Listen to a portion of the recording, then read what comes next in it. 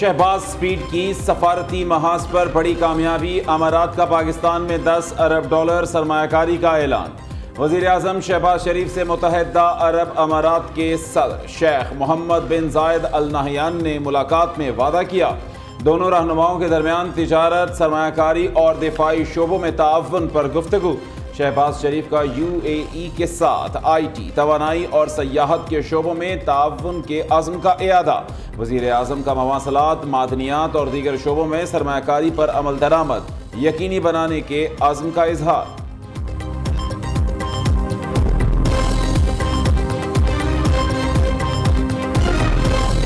We want to really transform our economy, and I'm committed, rather I would use a word, I have this iron resolve to completely transform the economy of Pakistan in collaboration. Our brothers here in UAE, be it joint ventures, be it collaborations, knowledge sharing partnership. کشکول توڑ دیا، امارات سے قرض نہیں، مشترکہ سرمایہ کاری چاہتے ہیں، برادر اسلامی ملک کے ساتھ مل کر معیشت مستحکم کرنے کی خواہش ہے۔ 2.5 ماہ میں IT کے شعبے کے لیے سود مند اقدامات کیے۔ وزیر اعظم کا ابوظہبی میں راؤنڈ ٹیبل سیشن سے خطاب۔ شہباز شریف نے کہا، IT پروفیشنل معیشت کے تمام شعبوں کی ڈیجیٹلائزیشن میں اہم کردار ادا کر رہے ہیں۔ UAE کی باصلاحیت IT پروفیشنل کو دیکھ کر خوشی ہو رہی ہے۔ کوشش ہے پاکستان میں ڈیجیٹلائزیشن کا عمل تیزی سے مکمل ہو۔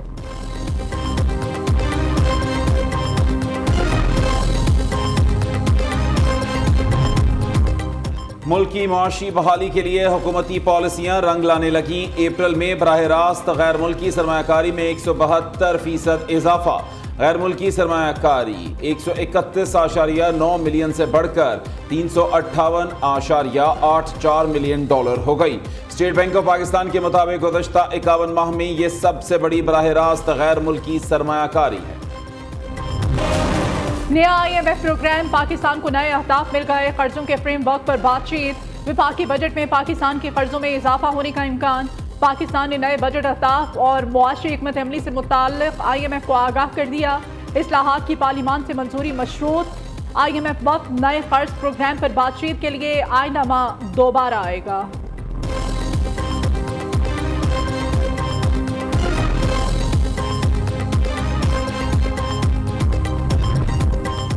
وزیر اعلیٰ پنجاب کا اگلے ماہ ایئر ایمبولینس شروع کرنے کا حکم۔ عوام کی فلاح و بہبود کا ہر شعبہ ترجیح ہے۔ ہیلتھ، ایجوکیشن، انفراسٹرکچر اور انفارمیشن ٹیکنالوجی پر کام تیزی سے جاری ہے۔ نرخ کے استحکام اور مہنگائی پر کنٹرول کے لیے بھی کام کر رہے ہیں۔ مریم نواز کا ایشیائی ترقیاتی بینک کے آلٹرنیٹ ایگزیکٹو ڈائریکٹر سے ملاقات میں اظہار خیال۔ پنجاب میں ڈیولپمنٹ اور عوام کی فلاح و بہبود کے لیے مل کر کام کرنے پر اتفاق ہوگا۔ وزیر اعلیٰ پنجاب مریم نواز کا عوام کو بڑا ریلیف۔ پنجاب میں روٹی 2 سے 3 روپے مزید سستی کر دی گئی۔ مریم نواز کہتی ہے، الحمدللہ ہم نے صوبے میں روٹی کی قیمت آج مزید کم کر دی ہے۔ PTI حکومت کے غلط فیصلوں نے روٹی کو غریب کی پہنچ سے باہر کر دیا تھا۔ خیبر پختونخوا حکومت کا بھی عوام کو بڑا ریلیف۔ پشاور میں ڈبل روٹی، بسکٹ اور سموسے کی قیمت میں کمی۔ بڑی ڈبل روٹی 20، سنگل ڈبل روٹی کی قیمت 10 روپے کم ہو گئی۔ سموسہ 10 روپے سستا ہو کر 20 روپے کا ہو گیا۔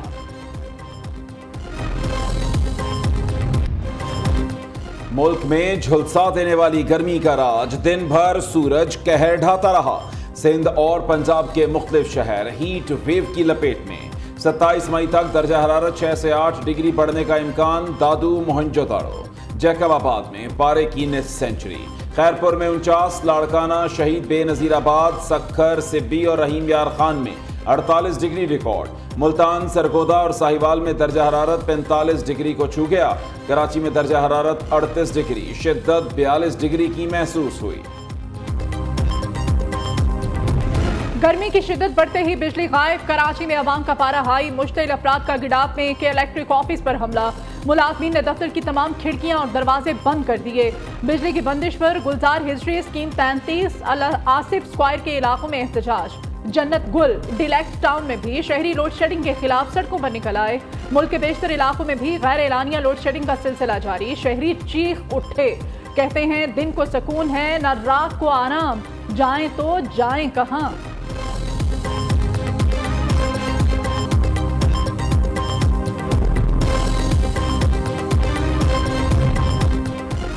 سولر کے باعث صارفین نے استعمال کم کر دیا، بجلی پھر بھی مہنگی۔ نیپرا کا بجلی کی تقسیم کار کمپنیز کو طلب اور رسد کے درست اعداد و شمار پیش کرنے کا حکم۔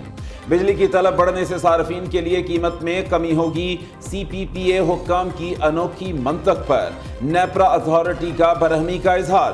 بجلی کی بنیادی قیمت میں 5 روپے فی یونٹ اضافے کی درخواست کی سماعت میں کہا، گزشتہ سال بھی گروتھ نہ ہونے کی وجہ سے صارفین پر ایف سی اے اضافی پڑا۔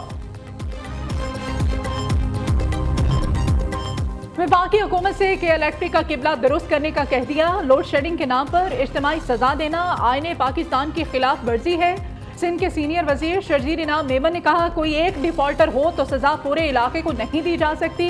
سندھ حکومت کا دھابجی انڈسٹریل زون کو سی پیک میں شامل کرنے کا اعلان بھی کر دیا۔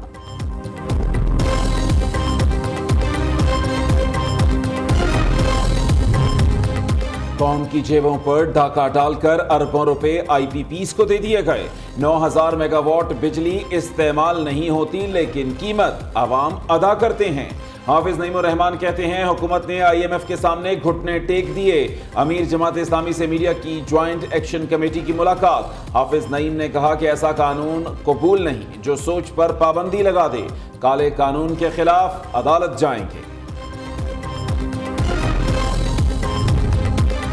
عدالتی کارروائی سے متعلق ٹکرز ہیڈ لائنز چلانے سے گریز کیا جائے۔ لاہور، سندھ اور اسلام آباد ہائی کورٹ میں پیمرا کا کورٹ رپورٹنگ پر پابندی کا notification challenge. Lahore high court میں درخواست سماعت کے لیے مقرر جسٹس عابد عزیز شیخ سماعت کریں گے۔ عدالت سے پٹیشن کے حتمی فیصلے تک پیمرا کا نوٹیفیکیشن معطل کرنے کی استدعا۔ Army chief general Asim Munir کا جمہوریہ جرمنی کا سرکاری دورہ۔ جرمن افواج کے دستے نے گارڈ آف آنر پیش کیا۔ آرمی چیف کی جرمن فوج کے سربراہ جنرل الفونس مائس سے ملاقات۔ دو طرفہ عسکری تعاون سمیت اہم امور پر تبادلہ خیال کیا گیا۔ عاصم منیر نے جرمن حکام سے بھی ملاقات کی۔ جرمن قیادت نے دہشت گردی کے خلاف جنگ اور خطے میں امن و استحکام کے لیے پاک فوج کے کردار کو سراہا۔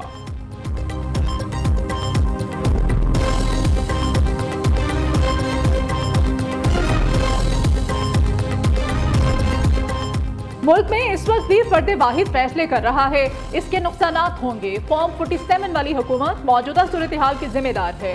اپوزیشن لیڈر عمر ایوب کی تنقید، کہا اسلم اقبال اور حماد اظہر سے زبردستی بیان لیا گیا تو ہم نہیں مانیں گے، کسی کو غائب کیا گیا تو شدید مزاحمت کریں گے، ایس ایم یو میں احتجاج کریں گے، سڑکوں پر بھی نکلیں گے۔ حماد اظہر کو پکڑنے کے لیے پولیس نے پی ٹی آئی مرکزی سیکریٹریٹ پر بغیر وارنٹ کے چھاپہ مارا۔ دورے پر آئے اقوام متحدہ وفد کی بھی تلاشی لی۔ یو این وفد نے رپورٹ میں پی ٹی آئی مرکزی سیکریٹریٹ پر پولیس کے چھاپے کا ذکر کیا ہے۔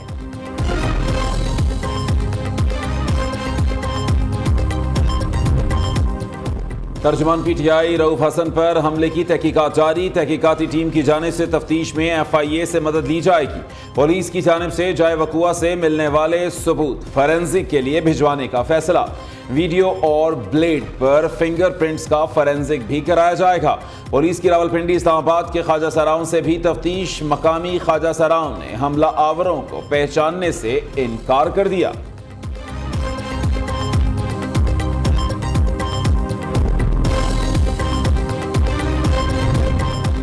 عدت میں نکاح کیس میں بانی پی ٹی آئی اور اہلیہ بشرا بی بی کی سزاؤں کے خلاف اپیلوں پر فیصلہ محفوظ۔ عدالتی عملے کے مطابق فیصلہ 29 مئی کو سنائے جانے کا امکان ہے۔ دوران سماعت وکیل نے دلائل دیے، یہ کیس صرف اور صرف سیاسی طور پر نشانہ بنانے کے لیے دائر ہوا۔ خاور مانیکا کی شکایت تقریباً 6 سال بعد دائر ہوئی۔ عزائم میں بدنیتی واضح ہے، شادی فراڈ ہے یا نہیں، کرمنل کورٹ کے پاس فیصلہ کرنے کا اختیار نہیں۔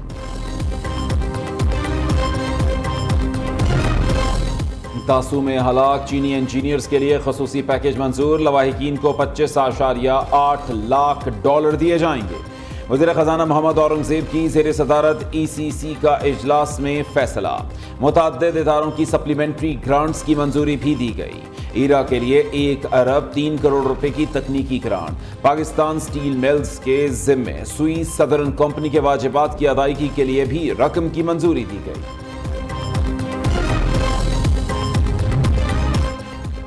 سیاسی دباؤ پر مقدمہ درج نہ کرنا ڈی پی او خانیوال کو مہنگا پڑ گیا۔ IG पंजाब ने DPO खानेवाल को तब्दील कर दिया। DPO उमर फारूक ने इल्जाम आयद किया कि नून लीगी रुकन असेंबली उसामा फजल ने मुकदमा दर्ज करने का कहा। सियासी बुनियाद पर FIR दर्ज करने से इनकार किया था।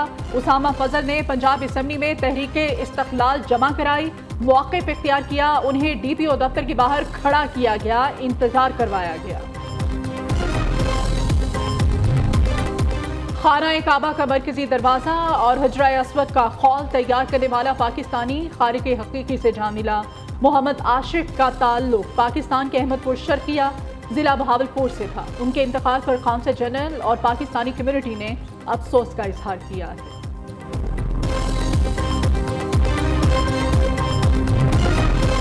किर्गिज़स्तान से पाकिस्तानी तलबा को लेकर PIA की खुसूसी परवाज़ कराची पहुँच गई। 170 से ज़ायद तलबा बिश्केक से वतन वापस पहुँचे।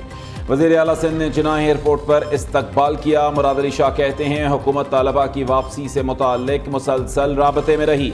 6 ज़ख्मियों समेत 180 तालिब इल्म अब भी किर्गिज़स्तान में मौजूद हैं। उन्हें वतन वापस लाने के लिए खुसूसी फ़्लाइट भेजने की कोशिश कर रहे हैं।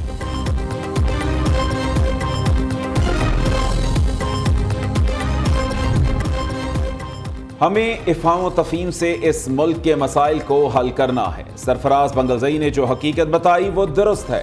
साबिक अलहदगी पसंद कमांडर गुलजार इमाम शंबे का तकरीब से खिताब। मैं रोज़गार कमाकर इज्जत की ज़िंदगी गुजारना चाहता था, अपने इलाके में तालीम आम करना चाहता था। मुल्क में करप्शन और नाइंसाफ़ी से मायूस हो चुका था। मायूस होकर कलअदम तंजीम में शामिल हो गया।